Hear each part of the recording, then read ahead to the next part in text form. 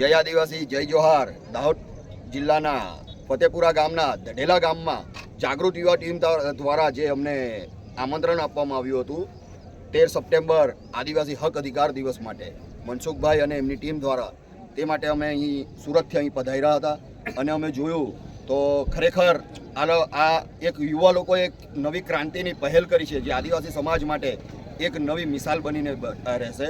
કારણ કે આજે આ ઢઢેલા ગામમાંથી જે એક યુવા લોકોની ક્રાંતિ બહાર આવશે ને, તે ધીરે ધીરે આપણે જોઈ શકીએ તો દાહોદથી લઈને અમારા ભરૂચ સુધી એનો એક ક્રાંતિકારી રીતે પગ પેસારો થશે.